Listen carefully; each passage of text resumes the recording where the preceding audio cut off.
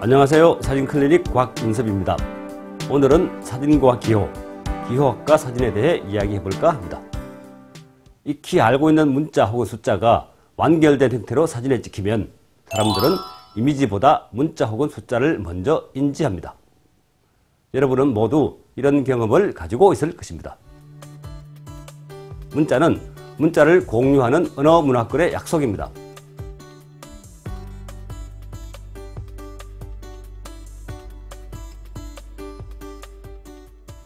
사람들이 문자를 먼저 쳐다보는 이유는 문자를 보지 않았을 때 불이익을 당할지도 모른다는 우려가 있기 때문이라고 합니다.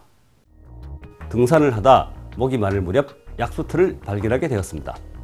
음용 불가 혹은 마시기에 적합하지 않음이란 표지가 있다고 하면 그 물을 마셔서는 안 됩니다. 만약 언어가 달라 표지에 적힌 한글을 읽을 수 없다면 위험한 상황이 벌어질 수도 있습니다.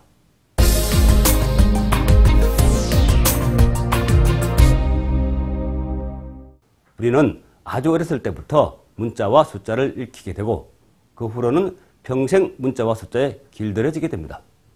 경북 안동시의 유명한 찜닭 골목 입구에서 찍었습니다. 안동이라는 영어 단어는 경북 안동시를 가리키는 낱말입니다. 안동은 시의 이름인데 복잡한 청위를 가집니다. 안동이란 땅, 안동에 사는 사람, 의성, 예천, 청송 옆에 있는 바로 그 안동을 가리킵니다. 또한 안동 사람이 생각하는 안동과 안동에 가본 적이 있는 사람이 생각하는 안동은 각각 다릅니다. 안동에 대한 이런 다양한 기억이나 경험이 모두 안동에서 촉발될 수 있습니다. 그래서 무의식 중에 그 문자를 먼저 쳐다보게 됩니다. 때문에 닭 도형물은 우선순위에서 두 번째로 밀립니다. 반면 이 사진의 경우엔 아래 전광판의 문자가 흩어진 상태라서 단어나 문장을 구성하지 못합니다. 그러므로 사람들은 그 위에 있는 닭 조형물을 먼저 쳐다보게 됩니다. 두 사진의 차이는 분명합니다. 사진에 완성된 의미를 갖춘 문자나 숫자가 들어있는 경우 이미지에 대한 주목도가 떨어진다는 이야기를 하고 있습니다. 예외적인 상황도 있을 수 있습니다. 이 사진의 경우 보여주고 싶은 것은 문자 그 자체입니다. 그렇다면 시선이 문자로 먼저 가게 만드는 것이 맞습니다. 이 사진도 마찬가지입니다.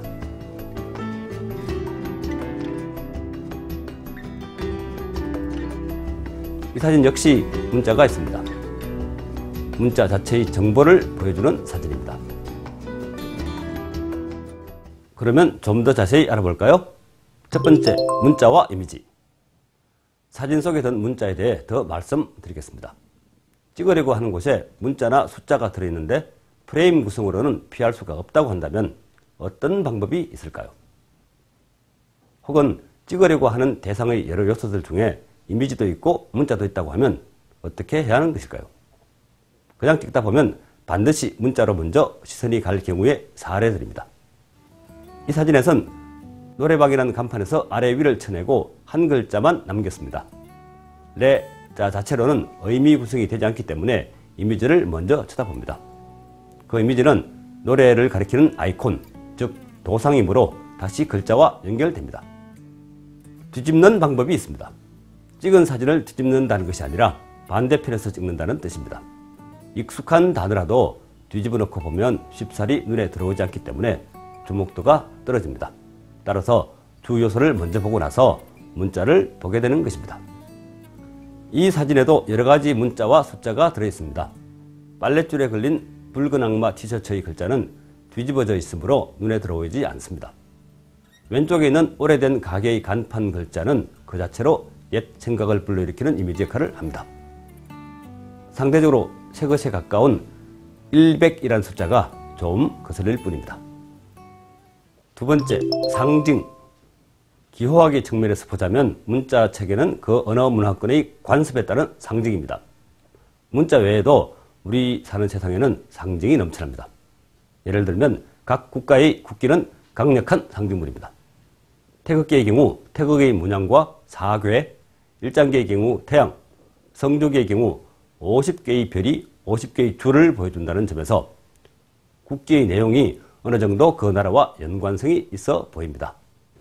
2002년 월드컵 당시 시청 앞을 가득 메운 시민들 위로 태극기가 둥둥 떠다닙니다. 이때 태극기는 자랑스러운 한국의 축구팀 대한민국 국민을 대표합니다. 교통신호는 상징입니다. 그렇지만 색깔 자체에 들어있는 의미가 아니며 그렇게 약속한 것입니다. 이 신호등의 색깔은 빨강입니다. 정지라는 뜻으로 통용됩니다. 그렇지만 사진 배경이 청와대라는 것을 고려한다면 정지 외의 다른 의미를 불러오려는 의도가 있는 상징 사용입니다. 빨강은 위험을 알리는 색깔이기도 하지만 중국 문화권에서는 대단히 선호도가 높은 색깔입니다. 중식집엔 빨강이 지배적으로 넘쳐납니다만 위험이나 정지를 떠올리는 사람은 거의 없습니다. 그러므로 다른 나라나 다른 문화권에 들어서게 되면 언어가 다르기 때문에 혼란스러운 것도 있지만 시각적인 혼란도 중요하게 다가옵니다. 이 사진은 홍콩에서 찍었습니다. 버스에 부착된 광고판을 보면 온통 빨간색으로 뒤덮여 있습니다. 모델의 입술과 버스의 빨간색이 눈에 쏙 들어옵니다. 사진을 찍는다는 행위에서 이런 시각적인 혼란은 조심스럽게 처리해야 할 문제입니다. 몇 개의 태극기가 보입니다. 그보다 먼저 오른쪽으로 입간판이 보입니다. 둘 다 강력한 메시지를 담고 있습니다. 그런데 둘의 연결이 쉽게 다가오지 않습니다. 붉은 장미는 어떤 뜻인지 생각할 수 있습니다. 그런데 철망에 걸쳐 있군요. 어떻게 읽히시나요? 단정지어서 이런 저런 뜻이라고 말할 수는 없지만 최소한 철망이 없는 장미꽃 사진과는 다르다는 것을 알 수 있습니다. 많은 상징이 등장하면 시각적인 피로도가 증가해서 오히려 효과적이지 못할 때가 많습니다. 2년 전 포항에서 찍었던 태극기입니다. 태극기가 저렇게 찢어져 있으면 어떻게 보일까요? 곰인형은 원래 아이들이 좋아하는 귀여움의 상징입니다. 그런데 놓여진 자리가 바뀜에 따라 상징성이 확 바뀌었습니다.